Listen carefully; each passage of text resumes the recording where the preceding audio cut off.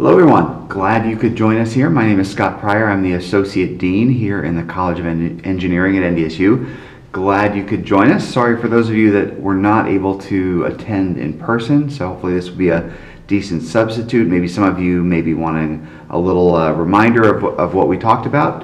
In either case, we're glad you're joining us. So, like I said, my name is Scott Pryor. I'm the Associate Dean for undergraduate programs within the College of Engineering at NDSU, and this is the guest academic orientation session for families or any other people that are supporting students that are going to be starting off in NDSU in the college this coming year in the fall of 2025. So what I'm going to cover today, I'll give a little bit of a background about the College of Engineering. I will meet with students and families and guests throughout the summer, and I always give a little bit of my own suggestions for student success from my time here. Usually I have some time for Q&A. Obviously we can't do that in this setting, but you are absolutely welcome to contact me if you have any other questions that are not covered here, other things that come up throughout the summer or even afterwards.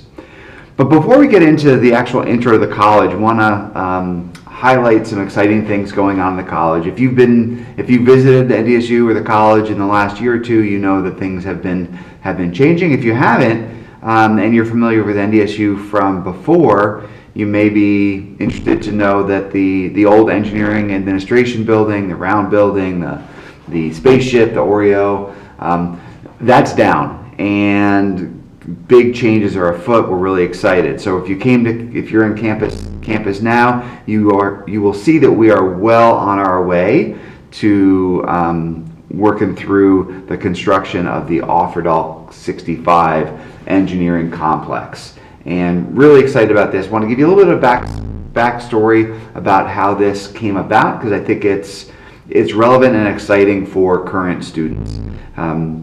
I know I've talked about this with a lot of students and families who have visited over the years, but I know some of you maybe haven't been back to campus for a visit in the past year. So this is a $100 million new engineering complex. About a couple years ago, the North Dakota State Legislature authorized $59 million of state funding for this facility. But they said we couldn't use any of it until we raised $25 million of private money for matching it. And they gave us about 2 years to raise that $25 million. Well, we didn't raise $25 million in 2 years. We raised $41 million in about 10 months. Because of the strength of the support that we have, not only from our alumni base, but primarily from companies that hire our students. So right off the bat, Mortensen Construction came in with a $5 million gift for this project. Bobcat, they already, their name is on the front of A.G. Hill, big building on campus. They give lots of money for scholarships every year. They also put in an additional $5 million to this complex. Marvin Windows, they gave the largest gift that they've ever given outside of War Road, Minnesota, which is where they are located. All these companies and many others, they hire our grads, they love what we do, they love the students that we get, and they want to help us get to the next level. This complex is really going to allow us to do that. So we're certainly excited about the complex and what's coming. Just as excited about the show of support that we have from our successful alumni, such as Richard Offerdahl, and companies like Marvin, like Bobcat, like Mortensen, that have stepped up in a big way to help make this possible. So we were able to start construction much earlier than expected, and we're doing more than we originally thought. So including skyways. So right now, as I walked over here to record this, the skyways are going up. Most of the steel for the other complex is already up, and you'll see some exciting things when you come to campus. So this is what it's going to look like from the front. So very different view than what you used to see with the spaceship. On the inside, a lot of cool stuff. The ground floor is going to be a big engineering design studio. I think we're calling it the Bobcat Shop in honor of that gift. And metal shop, wood shop, welding, paint station, 3D printing, electronic stations, and lots of tables and movable shelving for academic projects, capstone projects, and all of our club projects. This is an interdisciplinary space. All disciplines throughout in the College of Engineering can work here and really excited about the collaborative nature of what it's going to bring to our students in the heart of the engineering complex. Up on the second and third floors, we've got lots of new study spaces for our students, which we're excited about. We've got lots of new teaching labs, a couple of mechatronics, robotics labs, environmental labs, electronics, materials, host of others, new advising spaces, study spaces, tutoring spaces, kind of areas for students, almost like a lounge like area. We really want this to be sort of their little second home on campus for engineering students. So we're super excited about that, and we think that the students will be too. Set to open fall of 26. So students should be into their second year when everything is set and ready to go. So back to the College of Engineering, a little bit of an overview of the college. I think it's important for students to know that NDSU, we're a decent sized university, around 12,000 students. And for some this is not that big, but some students are coming from small towns, and this is enormous. In any case, I think it's important for students to find their people, and there are a lot of ways to do that, both socially and academically. From an academic standpoint, it's good for students to know that even though NDSU as a university has 12,000 students, we've got 5 academic colleges for our undergraduate students.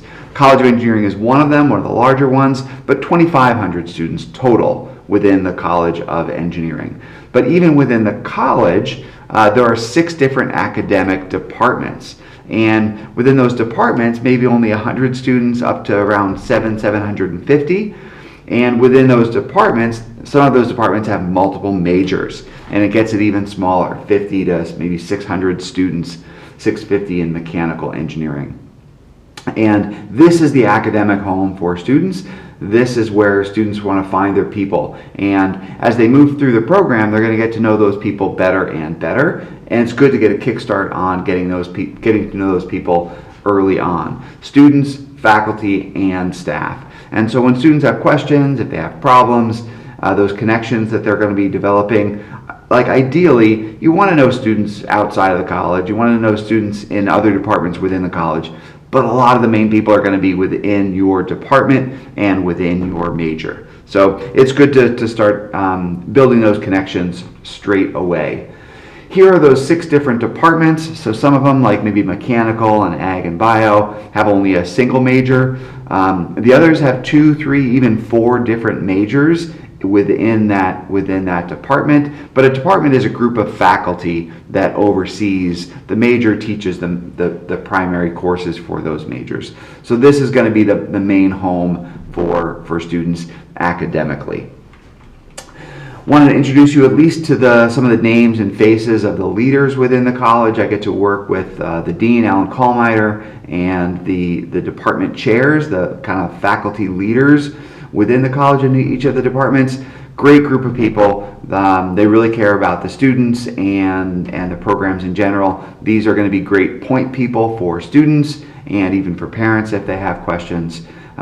Dean Kallmeyer and I work with all of these people, so sometimes questions will come to the college, but very often they should at least start with the departments, because that's where the rubber hits the road, and really the decision making about academic programs primarily happens at the department level. The college level is more broader coordination, but a lot of stuff happens at the department level.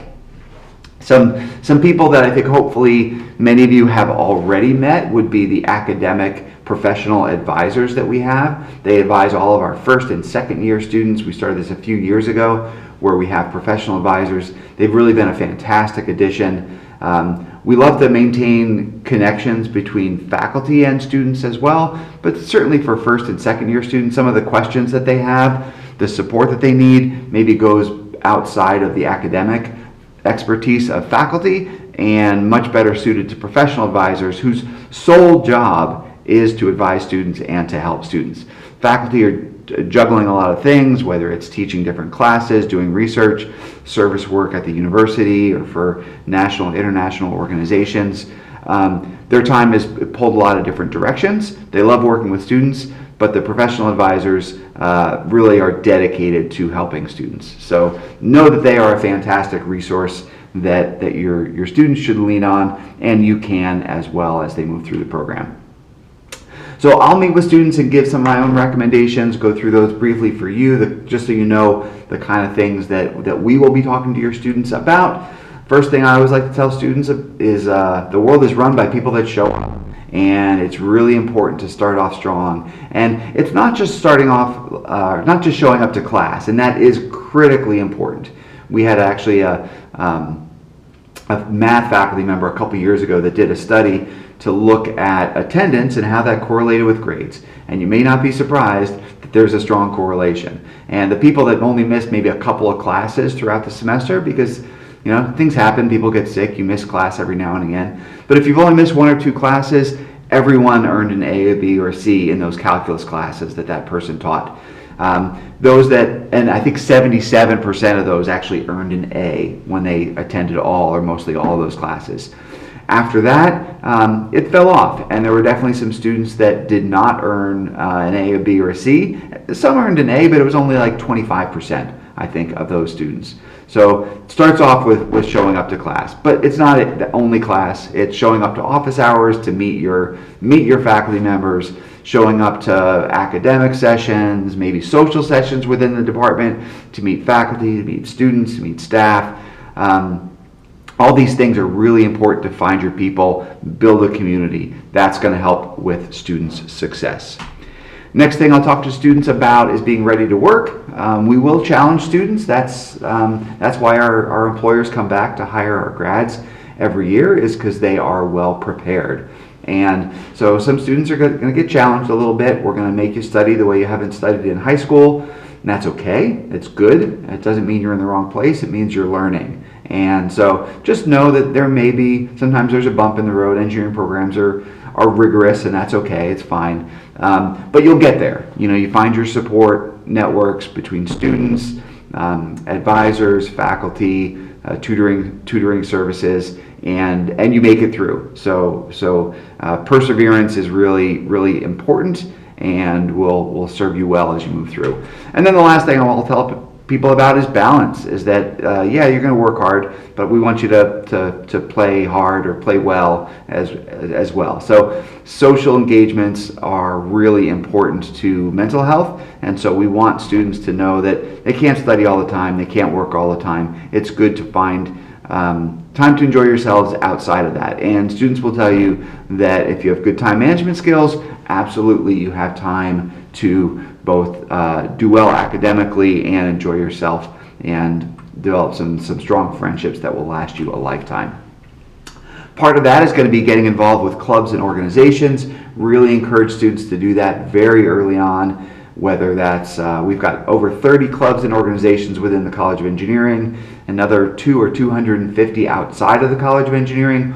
All of those are fantastic. Within engineering, we've got academic, like professional organizations like the Society of Women Engineers, or maybe the professional society with each individual major. There are also club teams, like competition-based teams, Bison Robotics, quarter scale tractor team, a lot of Bison Motorsports teams, lots of opportunities for students to get engaged. But there are also faith-based groups, and there are intramural sports and plenty of other things. So we really encourage students to get out there and start meeting people right away. It's really going to make that transition easier.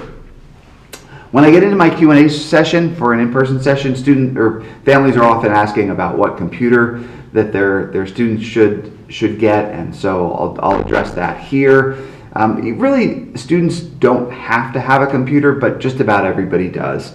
It's really going to be convenient, and we would recommend it, even though there are enough computers around that students can get by using the computing facilities on campus. Most students get a laptop because of the convenience. Probably the biggest question is whether it's a Windows-based or a Mac, and we have a pretty strong, I don't know, moderate to strong suggestion that you go towards a Windows-based machine. I've definitely heard from students in different programs that some of the student software that they can download either isn't available or doesn't work as well on a Mac. I know students that have had Macs and it's been okay, but most people would say that they would lean towards a Windows-based machine. Our computers in the college are all Windows. I think most engineering companies use Windows machines, so that's where that comes from. And then from the internal workings, basically you're just looking for a like you don't need a super high-end gaming computer. Moderate laptop is going to be fine. 500 gigabytes or more for hard drive, memory 16 gigabytes or above. I think that's going to be standard in a moderate laptop. And then there's a whole range of different processors. Sort of the minimum end would be one of the older Intel Core i3 processors, 12th generation or above, but there's so many other additional processors, and I think again that price point, if you're looking at that mid-range, you're probably going to be fine. So if you reach out to me, if you have some other questions, I can maybe send you a document or something that might help you. But hopefully that gives you a good understanding about what's going to serve your student well. So with that, really glad that you could join us. If there are any questions that you have over the summer or afterwards, please reach out to me. One of the things that I really want families and students to know is that there are people on campus that are they're here to help your students and to be supportive of students and families. I am one of those people. Please feel free to reach out to me. Joel Hansen's the lead advisor. He's also a great resource. I've worked with him for years and he's fantastic. Also have the number for the Career and Advising Center for some more general questions. So with that, thank you so much for joining us, and look forward to maybe seeing you during move-in day in August. So until then, go Bison.